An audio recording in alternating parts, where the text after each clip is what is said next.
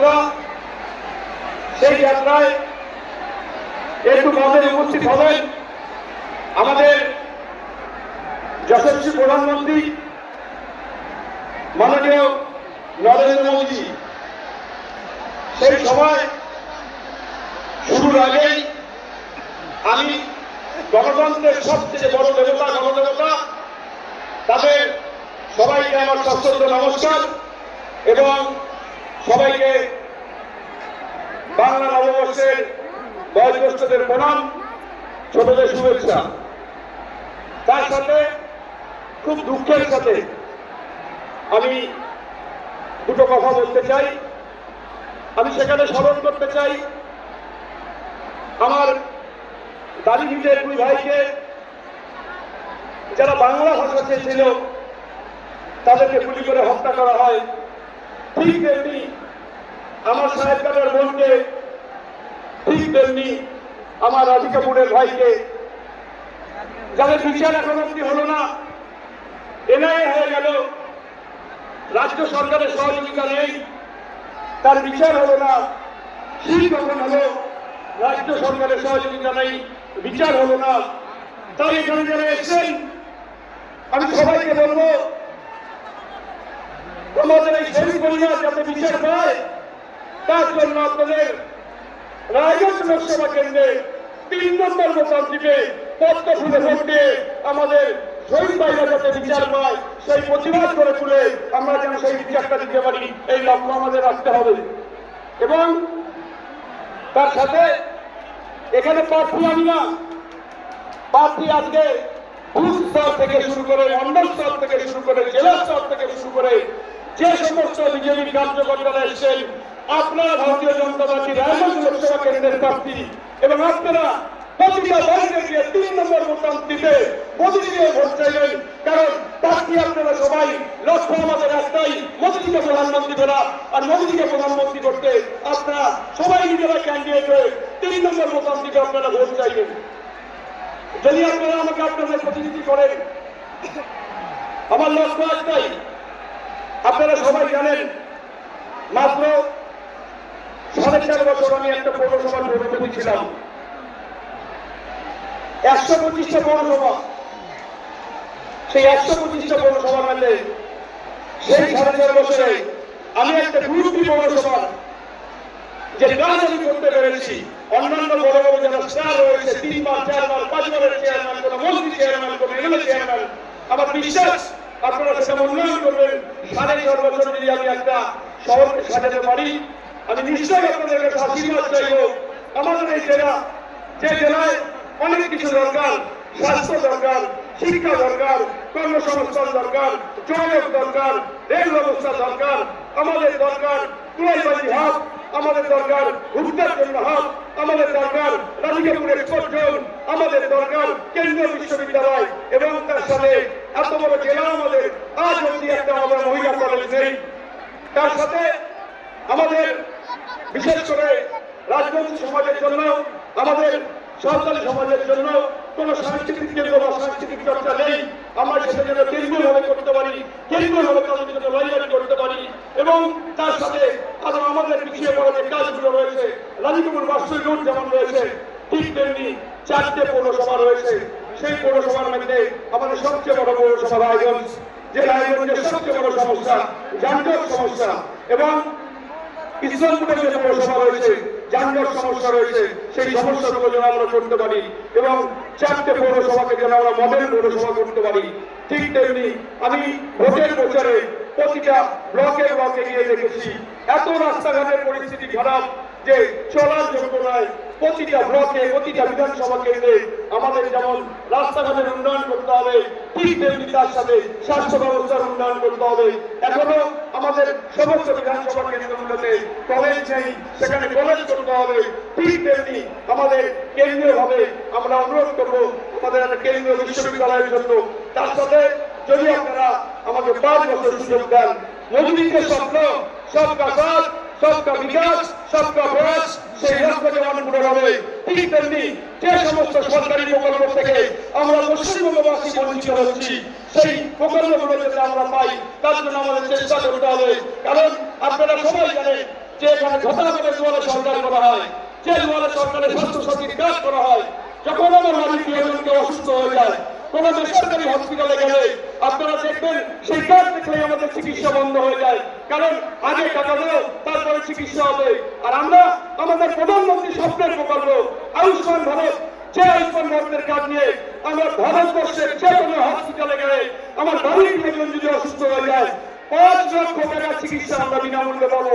কিন্তু পশ্চিমবঙ্গবাসী হিসাবে আমাদের এটাই অপরাধ, আমরা যে সরকারের আওতায় আছি সেই সরকার কোনোভাবে পশ্চিমবাংলায় আমাদের আয়ুষ্মান ভারতের কাজ চালু হতে দিচ্ছে না। আমরা বঞ্চিত আরো কেন্দ্রীয় বিভিন্ন প্রকল্প থেকে। তাই অনুরোধ আপনাদের কাছে থাকবে, আসুন আমরা সবাই মিলে আমাদের যশস্বী প্রধানমন্ত্রী মোদীজির হাত শক্ত করি এবং আপনারা নিশ্চিত থাকুন যে লোকসভা ভোটের পরে পশ্চিমবাংলায় কিন্তু আবার অকাল নির্বাচন হবে। এই সরকার 26 সাল অব্দি কোনোভাবে থাকবে না। পশ্চিমবঙ্গে লোকসভা নির্বাচনের পরে আবার বিধানসভা নির্বাচন হবে, কেন্দ্রমন্ত্রী সরকার আসবে, রাজ্যমন্ত্রী সরকার আসবে, তৃণমূল সরকার আসবে। যে সরকারের লক্ষ্য হবে সবকা সাথ, সবকা বিকাশ, সবকা প্রয়াস, মোদীর স্বপ্ন বিকশিত ভারত এবং সমস্ত কেন্দ্রীয় প্রকল্প আমাদের হবে। এবং এখানে একটাই স্লোগান থাকবে, না খাওয়া না খানে দুঙ্গা, সব চোখ চলে যাবে এবং আমাদের বাংলা সোনার বাংলা হবে।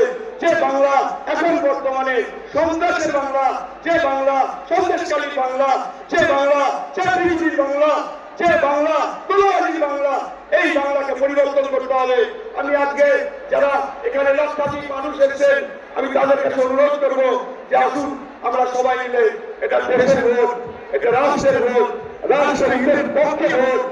এই ভোট পশ্চিমবঙ্গবাসী হিসেবে আমাদের নিরাপত্তার ভোট, সেই নিরাপত্তা একমাত্র দিতে পারে আমাদের যশস্বী প্রধানমন্ত্রী নরেন্দ্র মোদীজি। আসুন আমরা সবাই মিলে মোদীজির হাত শক্ত করি এবং আমরা সবাই মিলে মোদীজিকে আশীর্বাদ করে আবার যেন আপনি বাদ 400 বার এই সংকল্প আমরা সমর্থন করি, করে নিয়ে আমরা আমাদের দেশ যেভাবে এগোচ্ছে, আমাদের বিশ্ব নেতা মোদীজি যেভাবে বিশ্বকে নেতৃত্ব দিচ্ছে, ঠিক তেমনি আমরা সেই মোদীজির আশীর্বাদ পেয়ে আমরা ডবল ইঞ্জিন সরকার করে আমাদের মায়ের বোনদের বেদনা, আমাদের বেকার যুবকদের বেদনা, সেই বেদনা যেন আমরা দূর করতে পারি। আপনারা সবাই জানেন যে আমাদের এই রাজ্যে কর্মসংস্থান না থাকার দরুন আমাদের বেশিরভাগ ভাইরা তারা নিজের কর্মসংস্থানের জন্য তারা বিভিন্ন রাজ্যে পাঠিয়ে দিয়েছে, তারা পেটের খাওয়ার জোগানোর জন্য। আমি আমার এই মঞ্চ থেকে সমস্ত স্তরের সেই ভাইদের তার পরিবারদের আহ্বান করবো যে অন্ততপক্ষে তারা একটা বিধানসভা দিবস নষ্ট করে তারা এসে যেন মোদীজিকে ভোটটা দিয়ে যায়, যে ভোটটা আগামী দিনে আমাদের বাংলা সোনার বাংলা হবে, সেই লক্ষ্যে যেন ভোটটা দিয়ে যায়। আর তার সাথে আপনারা আরো দুটো জিনিস মাথায় রাখবেন যে পঞ্চায়েতে যে ভোট লুট হয়েছিল, আজকে আমরা জেলা পরিষদের প্রার্থী জেতার করে আমাদের হারিয়ে দেওয়া হয়েছে, গ্রাম পঞ্চায়েত জেতার করে আমাদের হারিয়ে দেওয়া হয়েছে, পঞ্চায়েত সমিতি জেতার করে আমাদের হারিয়ে দেওয়া হয়েছে। তার প্রতিবাদ আমাদের করে তুলতে হবে এবং নিজের 3 নম্বর লোকতান্ত্রিকে সেই প্রতিবাদ করতে হবে। এবং এটুকু নিশ্চিত থাকুন এবার সম্পূর্ণ কেন্দ্রীয় বাহিনী দিয়ে প্রতিটা বুথে ভোট হবে, ভোট লুট করতে পারবে না এবং গণনা কেন্দ্রে কেন্দ্রীয় নির্বাচন কমিশনের আধিকারিকরা সেখানে থাকবে, সেখানে হবে না। আপনারা শুধু নিজেরা সংঘবদ্ধ ভাবে আপনারা নিজের ভোট নিজে নেবেন এবং নিজেরা যেমন ধমকানো চমকানো চারিদিকে শুরু হয়ে গেছে, আপনারা দুর্বল প্রতিবাদ করে দেবেন। কারণ যার নয় দিকে তুমি সে অন্যায় জীবিত আছে, যখনই চালিয়ে তুমি সে পালাই গেছে। ঠিক আপনারা ভোট দেবেন এবং আগামী দিনে আমাদের লক্ষ্য আমাদের এই জেলার উন্নয়ন, আমাদের জেলার কর্মসংস্থান, শিক্ষা, স্বাস্থ্য থেকে শুরু করে আমাদের জেলার সবচেয়ে বড় একটা সমস্যা যে স্বাস্থ্য, সেই স্বাস্থ্যের জন্য আমরা চেষ্টা করব। আশীর্বাদ করুন, আমি যদি সত্যি আপনাদের আশীর্বাদ পাই আগামী 5 বছর আমি আমার নিজের সর্বস্ব দিয়ে আমাদের এই জেলাকে ঠিক জায়গায় এনে নেব। আপনারা শুধু পাশে থাকবেন এই বলে আমি সবাইকে নমস্কার, ধন্যবাদ জানিয়ে আমার বক্তব্য শেষ করছি। জয় হিন্দ, বন্দে মাতরম, ভারত মাতা কি বন্দে মাতরম, বন্দে মাতরম, ভারত মাতা কি।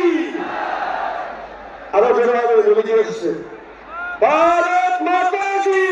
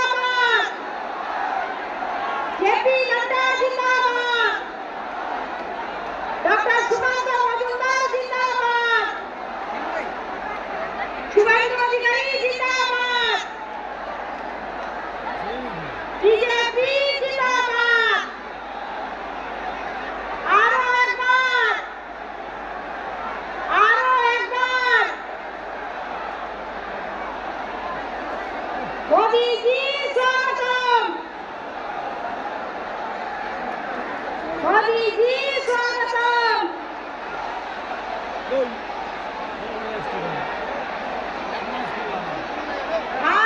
माता की, भारत माता की, बीजेपी जिंदाबाद, नरेंद्र मोदी जिंदाबाद, जेपी नड्डा जिंदाबाद, डॉक्टर